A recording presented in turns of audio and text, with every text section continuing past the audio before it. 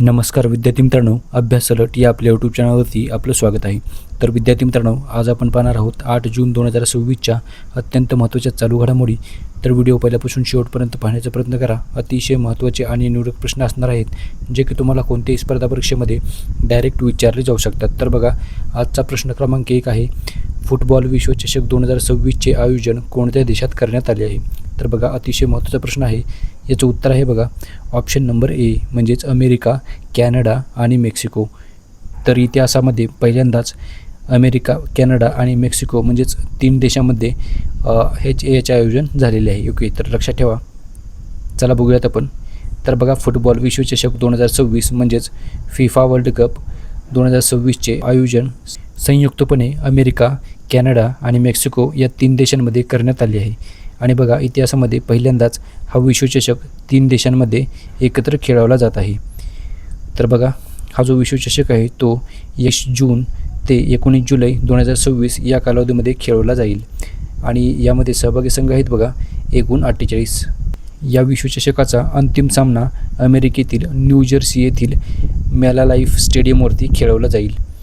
तर लक्षात ठेवा. चला पुढचा प्रश्न बघूयात आपण. प्रश्न क्रमांक 2 आहे बघा, स्काय कास्ट सिस्टीमचे उद्घाटन कुठे करण्यात आले? तर बघा, याचं उत्तर आहे ऑप्शन नंबर सी म्हणजेच इंदिरा गांधी आंतरराष्ट्रीय विमानतळ, दिल्ली. तर बघा, इंदिरा गांधी आंतरराष्ट्रीय विमानतळ, दिल्ली येथे भारताच्या पहिल्या स्काय कास्ट सिस्टीमचे उद्घाटन करण्यात आले आहे. तर लक्षात ठेवा. तर बघा, भारताच्या पहिल्या स्काय कास्ट या सिस्टीमचे उद्घाटन इंदिरा गांधी आंतरराष्ट्रीय विमानतळ, नवी दिल्ली येथे करण्यात आले आहे. आणि बघा, केंद्रीय मंत्री डॉक्टर जितेंद्र सिंह यांच्या हस्ते 29 मे 2026 रोजी या प्रगत प्रणालीचे अधिकृत उद्घाटन झालेले आहे. आणि विमान वाहतूक क्षेत्रामधील सुरक्षिततेसाठी आणि हवामानाचा अचूक अंदाज घेण्यासाठी ही यंत्रणा कार्यरत करण्यात आली आहे. तर चला पुढचा प्रश्न आहे बघा, प्रश्न क्रमांक 3 बघूयात आपण. राष्ट्रीय कृषी परिषद 2026 कोणत्या शहरात आयोजित करण्यात आली आहे? तर बघा, याचं उत्तर आहे ऑप्शन नंबर ए म्हणजेच नवी दिल्ली. तर बघा, भारताची राजधानी असलेले नवी दिल्ली या शहरामध्ये राष्ट्रीय कृषी परिषद 2026 हे आयोजित करण्यात आले आहे. तर बघा, या परिषदेचे उद्घाटन आणि अध्यक्षपद केंद्रीय कृषी मंत्री शिवराज सिंह चौहान यांनी भूषवले आहे. आणि यामध्ये देशामधील 22हून अधिक राज्यांचे कृषी मंत्री, कृषी शास्त्रज्ञ आणि ICARचे वरिष्ठ अधिकारी उपस्थित होते. तसेच बघा, याचे मुख्य उद्दिष्ट आहे आगामी खरीप हंगामासाठी देशातील कृषी उत्पादकता वाढवणे, हवामान बदलास अनुकूलता म्हणजेच क्लायमेट रेझिलियन्स, शेतीला चालना देणे आणि डिजिटल शेती तसेच नैसर्गिक शेतीचे धोरण ठरवणे हे या परिषदेचे मुख्य उद्दिष्ट आहे. ओके, तर लक्षात ठेवा. चला बघूयात आपण पुढचा प्रश्न. प्रश्न क्रमांक 4 आहे बघा, फोटुला बोगदा प्रकल्प कोणत्या राष्ट्रीय महामार्गावर बांधला जात आहे?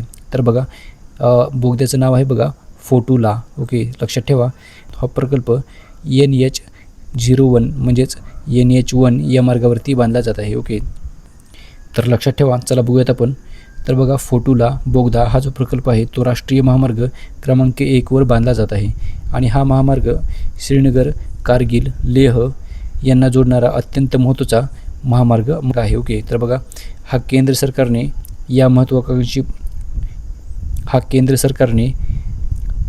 महत्त्वाकांक्षी प्रकल्पासाठी 1196.22 कोटी रुपयाच्या निधीला मंजुरी दिली आहे.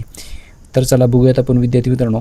बघा, या बोगद्याची लांबी आहे, या प्रकल्पाची एकूण लांबी 2.65 किलोमीटर आहे, ज्यामध्ये 1.96 किलोमीटर लांबीचा मुख्य ट्यूब बोगदा आणि तसेच 0.69 किमीचे जोड रस्ते समाविष्ट आहेत. तर लक्षात ठेवा. चला पुढचा प्रश्न बघूयात आपण. प्रश्न क्रमांक 5 आहे बघा, कोणता देश अमेरिकेला मागे टाकून जगातील दुसरी सर्वात मोठी सौर बाजारपेठ बनलेला आहे? ओके, तर बघा, अतिशय महत्त्वाचा प्रश्न आहे बघा. याचं उत्तर आहे भारत. तर ऑप्शन नंबर बी याचं उत्तर असणार आहे. तर आपला भारत देश अमेरिकेला मागे टाकून जगातील दुसरी सर्वात मोठी सौर बाजारपेठ बनलेला आहे. आणि पहिल्या क्रमांकावर कोण आहे? तर बघा, चीन हा देश पहिल्या क्रमांकावरती आहे. तर लक्षात ठेवा. चला बघूयात आपण. तर बघा, इंटरनॅशनल रिन्युएबल एनर्जी एजन्सीच्या ताज्या अहवालानुसार वार्षिक सौर ऊर्जा क्षमता वाढवण्याच्या बाबतीमध्ये भारताने हे ऐतिहासिक यश मिळवलेले आहे आणि या यादीमध्ये चीन हा पहिल्या क्रमांकावर आहे.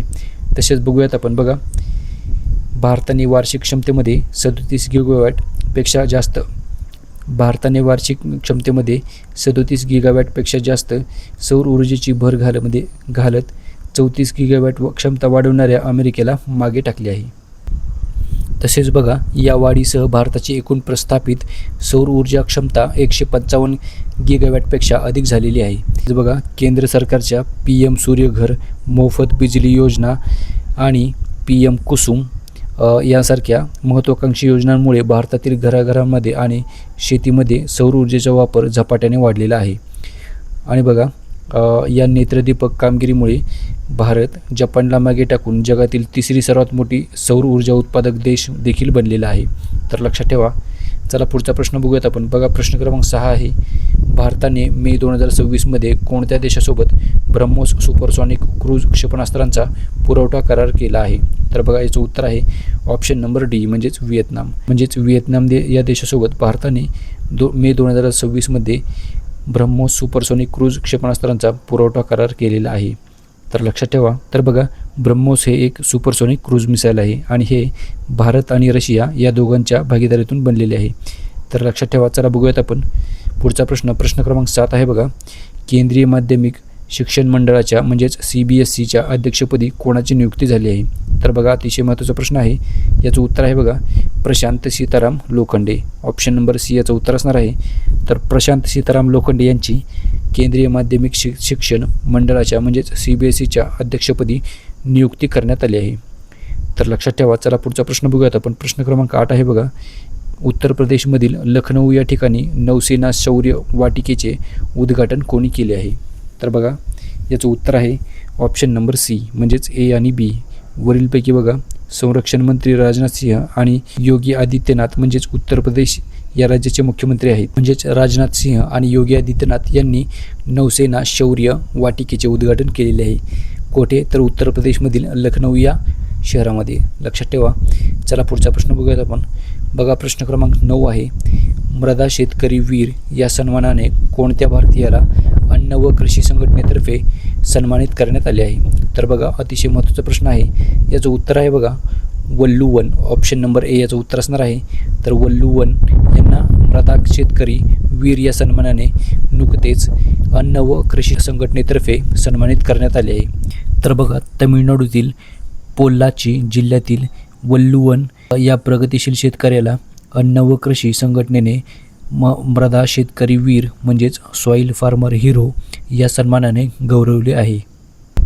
तर लक्षात ठेवा. बघा, तामिळनाडू या राज्यामधील हा शेतकरी आहे. बघा, वल्लूवन यांनी त्यांची 11 हेक्टर तोट्यातील नारळ शेती बदलून तिथे बहुपीक म्हणजेच मल्टीक्रॉप आणि वृक्ष आधारित शेती ही विकसित केली होती. ओके, यशस्वीपणे विकसित केली आणि उत्पन्न वाढ म्हणजे पूर्ण पद्धतीमुळे त्यांच्या जमिनीची सुपीकता वाढली आणि त्यांनी एकरी उत्पन्न 30,000 वरून थेट 2.5 ते 3 लाखापर्यंत पोहोचले आहे. आणि बघा, शाश्वत कृषी आणि मृदा संवर्धनातील उत्कृष्ट योगदानासाठी संयुक्त राष्ट्राच्या FAO या संघटनेने त्यांना मृदा शेतकरी वीर म्हणजेच soil health guardian soil farmer hero या पुरस्काराने सन्मानित केले आहे. ओके, तर लक्षात ठेवा. चला पुढचा प्रश्न बघूयात आपण. बघा, प्रश्न क्रमांक 10 आहे बघा, 39वे राष्ट्रीय खेळ कोणत्या राज्यामध्ये आयोजित केले जातील? तर बघा, पुढील वर्षीचे हे खेळ असणार आहेत 2027मधील. ओके, तर बघा, 39वे राष्ट्रीय खेळ 2027 हे आयोजित केले जाणार आहेत मेघालय या राज्यामध्ये. ऑप्शन नंबर बी याचं उत्तर असणार आहे. तर बघा, चला बघूयात आपण. बघा, 39व्या राष्ट्रीय खेळांचे आयोजन 2027मध्ये मेघालय या राज्यामध्ये केले जाईल आणि इंडियन ऑलिम्पिक असोसिएशनने म्हणजेच IOA या संघटनेने याला अधिकृत मंजुरी दिली आहे. तर बघा, मेघालय पहिल्यांदाच या राष्ट्रीय खेळांचे यजमानपद भूषवणार आहे. तर लक्षात ठेवा. आणि याच प्रश्नाबरोबर आजच्या दिवसाचे जे करंट अफेअर्सचे प्रश्न होते ते सर्व आपण कव्हर केलेले आहेत. तर भेटूयात आपण उद्या. धन्यवाद.